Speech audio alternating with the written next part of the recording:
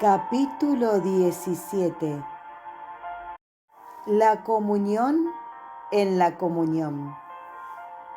Hace un par de años celebré una cruzada en la cual más de 12.000 personas se apiñaron en un coliseo para oír la predicación de la palabra de Dios. Mientras ministraba desde la plataforma, mis ojos fueron atraídos por un grupo de mujeres sentadas frente a la multitud, que vestían hábitos largos distintivos. Llamé a estas personas a la plataforma. Eran 49 en total. Me enteré que habían viajado 6 horas para asistir a la reunión.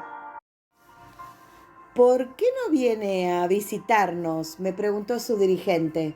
Me encantaría ir, le dije. Meses más tarde lo hice. Su plantel se ubica en las colinas de un valle. Ellas mismas habían construido todos los edificios, incluyendo un centro de retiro y una granja en donde criaban sus animales. Nos sirvieron a mí y a unos pocos amigos que me habían acompañado una deliciosa cena con pavo que fue completada con legumbres cultivadas por ellas. Después de la cena, me preguntaron, ¿le importaría si le servimos la comunión? De ninguna manera, me encantaría, les dije. No me di cuenta de que el Señor tenía algo guardado para mí esa noche, que me impactaría mi vida grandemente. Las 49 personas, mis amigos y yo, nos dirigimos a una capilla recientemente construida. Ellas empezaron a alabar al Señor, cantando en el Espíritu y bendiciendo al Señor alrededor de media hora. Algunas pronunciaron palabras de profecía que me animaron. En ese momento lloraba de rodillas porque percibía una tremenda presencia del Señor allí. Fue una unción como nunca antes había experimentado en un culto de comunión, ni siquiera en mi propia iglesia.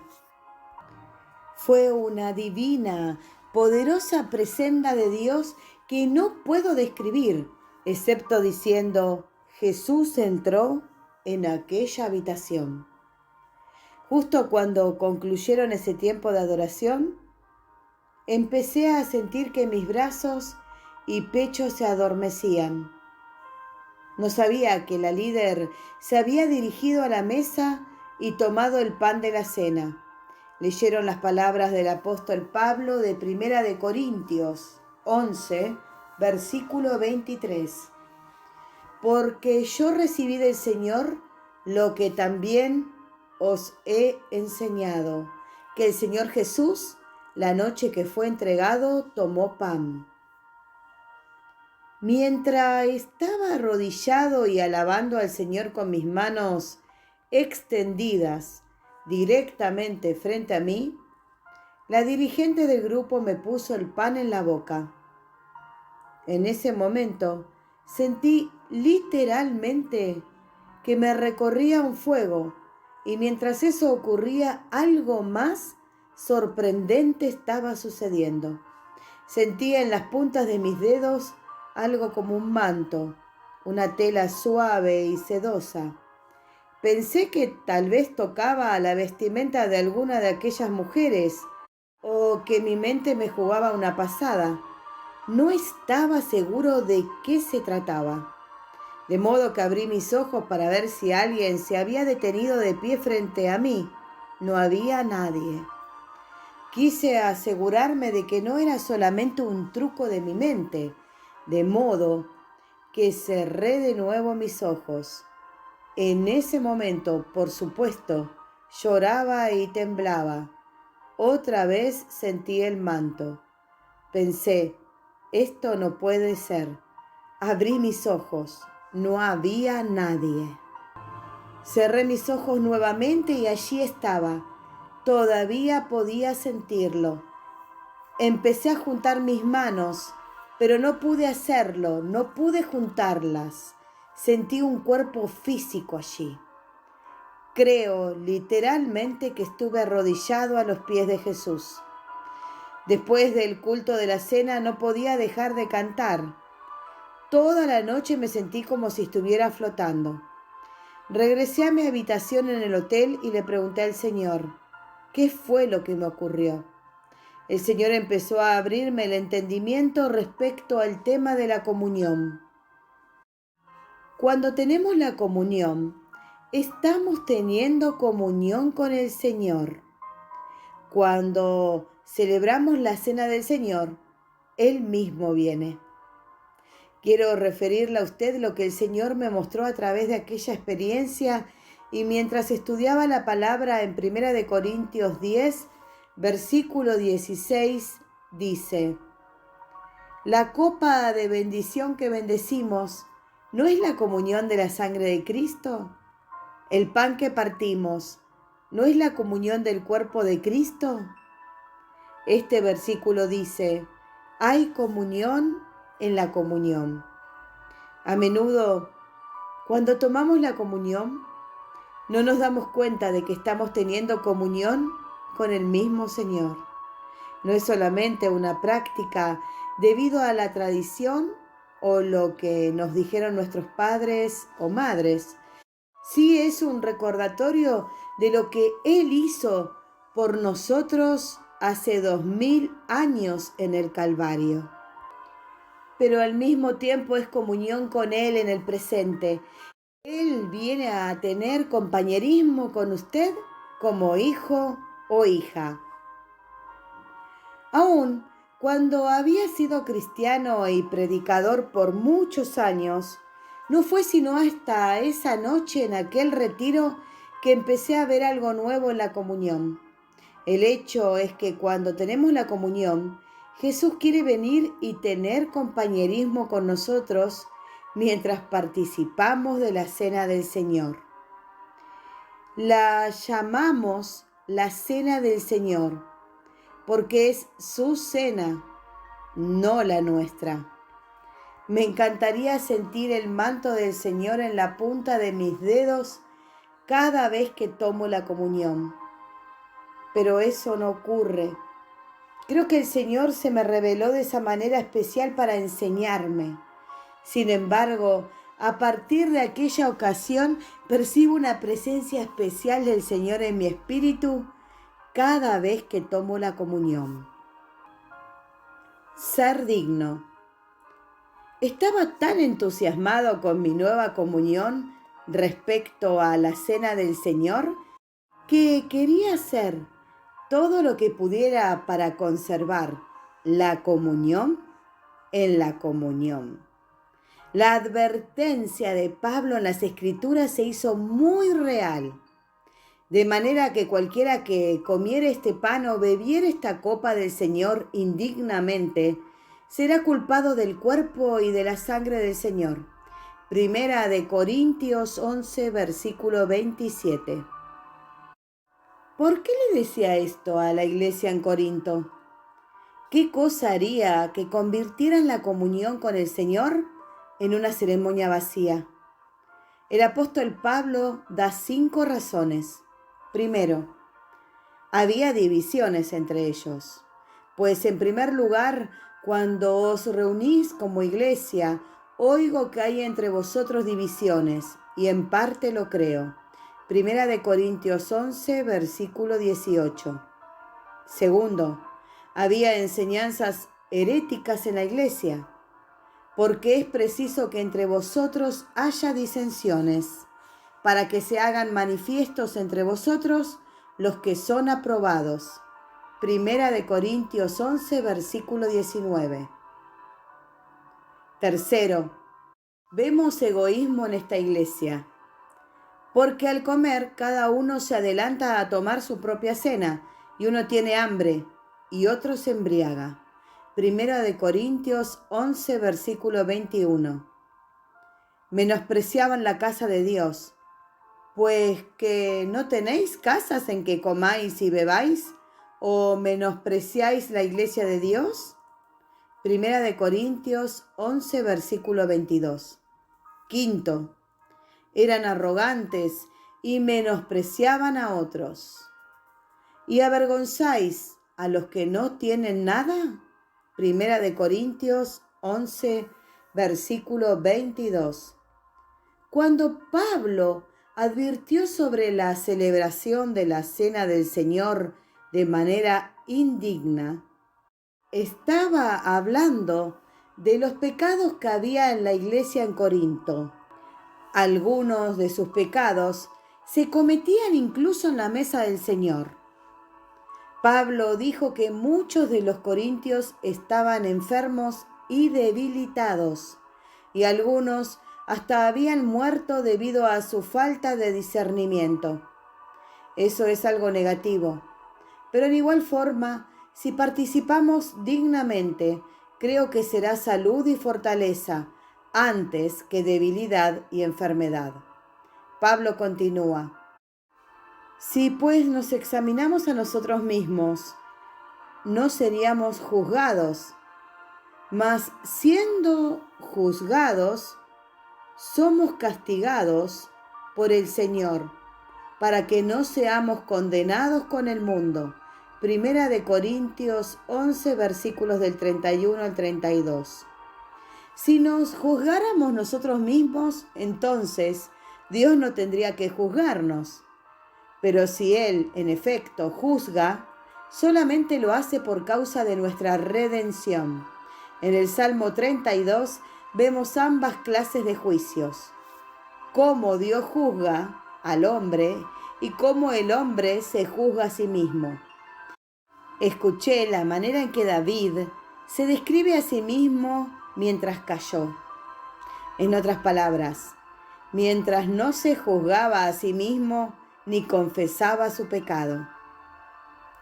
Mientras callé, se envejecieron mis huesos.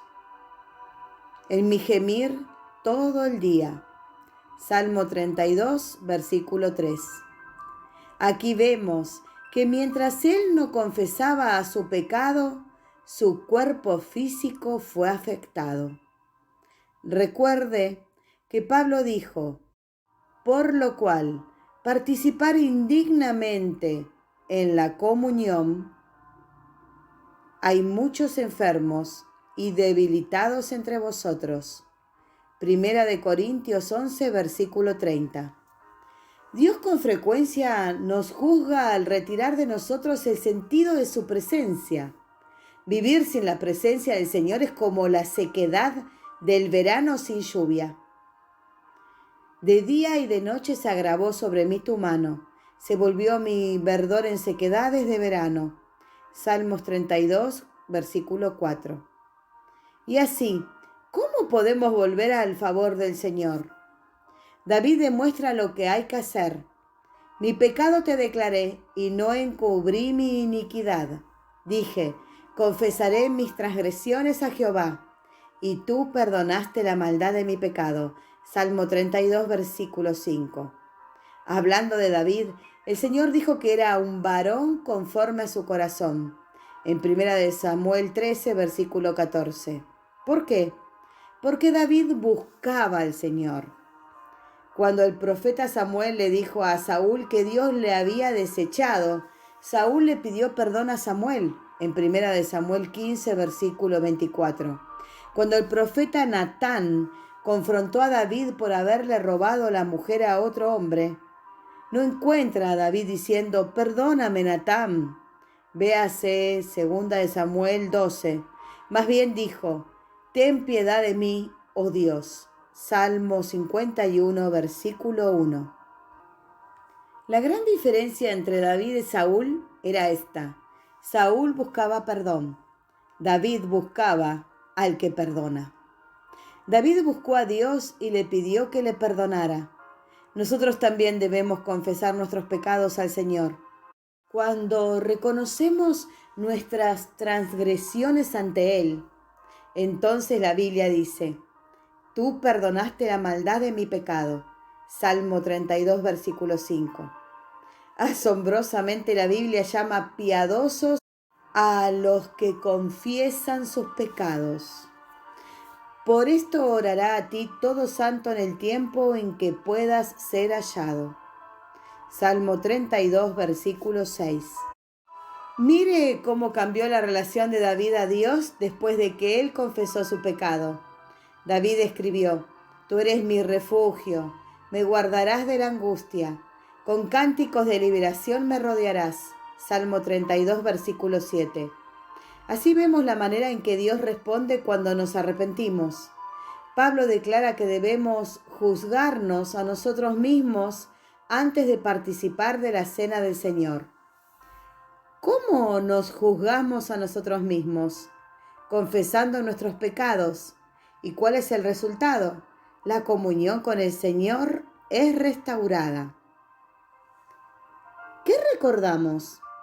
Cuando Jesús estaba celebrando su primera comunión con sus discípulos, les dijo: Haced esto en memoria de mí. ¿Qué debemos recordar cuando venimos a la mesa del Señor? Primero, querido santo, sé que usted agradece a Dios porque Jesús murió en su lugar para libertarlo de las consecuencias de sus pecados. Pero Él hizo tantas otras cosas por usted en la cruz. La Biblia declara que Jesús sufrió rechazo y conoció el dolor por usted y por mí. Despreciado y desechado entre los hombres, varón de dolores, experimentado en quebranto. Isaías 53, versículo 3. La palabra enfermedades es la traducción de la palabra hebrea kolí, que quiere decir débil, enfermo o afligido. Por cierto que Él ha llevado nuestras debilidades, enfermedades y aflicciones. La palabra hebrea que se traduce dolores es makob, que significa dolor o sufrimiento. Las escrituras son claras. Jesús no solamente murió para quitar nuestros pecados, murió para quitarnos nuestras enfermedades. El Nuevo Testamento confirma este hecho en Mateo 8, versículos del 16 al 17. Y cuando llegó la noche, y trajeron a él muchos endemoniados, y con la palabra echó fuera a los demonios, y sanó a todos los enfermos, para que se cumpliese lo dicho por el profeta Isaías, cuando dijo: Él mismo tomó nuestras enfermedades y llevó nuestras dolencias. Mateo se refería a Isaías 53, versículo 4, que nos habla de que Cristo fue azotado, herido y abatido. De modo que Jesús murió no solamente para quitarle sus pecados, sino también para quitarle sus enfermedades. Creo que el salmista hablaba proféticamente de los beneficios de la cruz cuando escribió el Salmo 103. Bendice alma mía a Jehová, y no olvides ninguno de sus beneficios. Salmo 103, versículo 2. ¿Por qué no debemos olvidarnos de sus beneficios? Creo que cuando se olvida de lo que Dios ha hecho por usted, Él se entristece. El salmista dijo de los hijos de Israel: y volvían y tentaban a Dios y provocaban al Santo de Israel. No se acordaron de su mano, del día que los redimió de la angustia. Salmo 78, versículos del 41 al 42. Para Dios es importante que recuerde lo que Él ha hecho por usted. Por eso es que celebramos la Cena del Señor, para recordar las buenas cosas que Él ha hecho por nosotros por medio de la cruz. Y allí están en el Salmo 103. Él es quien perdona todas tus iniquidades. Salmo 103, versículo 3. Todos sus pecados son lavados. Todos sus pecados son perdonados. Todo lo que tiene que hacer es arrepentirse y recibirle como su Salvador. El que sana todas sus dolencias. Versículo 3. Estoy tan contento de que este versículo nos dice el que perdonó o el que sanó. Dice el que perdona, tiempo presente, y que sana, tiempo presente. Él todavía perdona, todavía sana. El que rescata del hoyo tu vida. versículo 4. El que te corona de favores y misericordia, versículo 4. El que sacia de bien tu boca, versículo 5.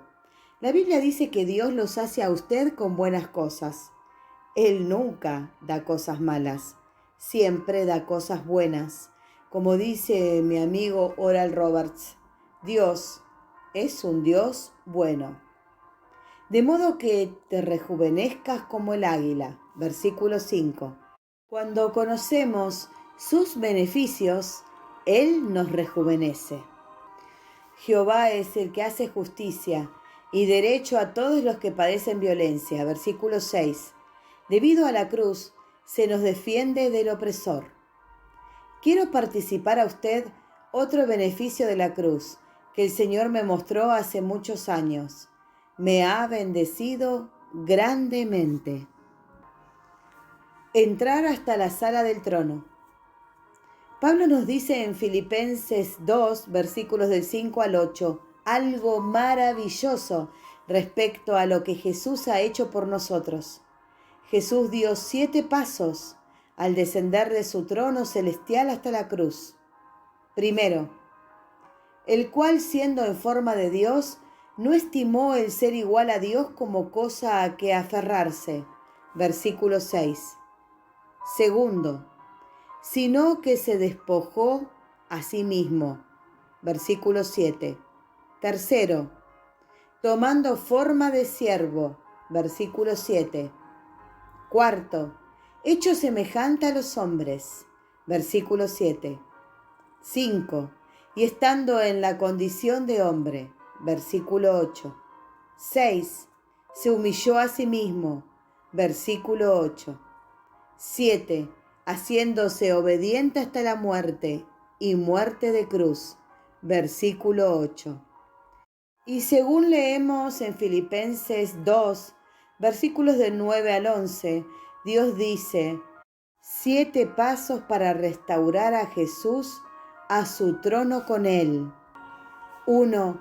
Por lo cual Dios también le exaltó hasta lo sumo. Versículo 9. 2. Y le dio un nombre que es sobre todo nombre. Versículo 9. 3. Para que en el nombre de Jesús se doble toda rodilla. Versículo 10. 4. De los que están en los cielos. Versículo 10. 5. Y en la tierra. Versículo 10. 6. Y debajo de la tierra. Versículo 10. 7. Y toda lengua confiese que Jesucristo es el Señor, para gloria de Dios Padre. Versículo 11. En el libro de Hebreos, las Escrituras declaran que después de que el Señor Jesús purgó nuestros pecados, se sentó a la diestra de la majestad en las alturas. Hebreos 1, versículo 3. Sentarse quiere decir trabajo terminado. La diestra habla de poder. Jesús recibió toda autoridad y todo poder, majestad en las alturas. Habla de que es el Rey de Reyes y Señor de Señores. Debido a que Él está en ese trono, la Biblia dice que tenemos libertad para entrar en el lugar santísimo por la sangre de Jesucristo. Hebreos 10, versículo 19. Jesús fue del trono a la cruz para salvarnos y de la cruz al trono para convertirse en nuestro sumo sacerdote y habilitarnos para entrar a la presencia de Dios. Siempre que usted celebre la cena del Señor, recuerde que es debido a la sangre de Jesucristo que podemos tener comunión con Dios. Y cada vez que recordemos lo que Él ha hecho por nosotros cuando su cuerpo fue partido y su sangre vertida, entonces la presencia de Dios descenderá. He experimentado que mediante la sangre de Jesús siempre viene la unción de Dios, no solamente a mi vida privada, personal, de oración, sino incluso durante los cultos de la iglesia y en los grandes cultos de milagros. Nunca dirijo un culto sin agradecerle por la sangre.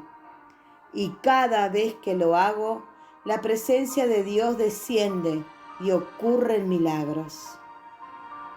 En el antiguo pacto, Dios respondía con fuego cuando la sangre era ofrecida en el altar. Lo mismo ocurre hoy en día. Cuando se honra la sangre de Jesús, cuando se honra la cruz, el Espíritu Santo viene y toca la vida de las personas. Oro porque la presencia del Espíritu Santo llega a ser grande en su vida como resultado de haber leído este libro. Y oro porque su amor por el Señor crezca hasta aquel día glorioso cuando usted le vea cara a cara.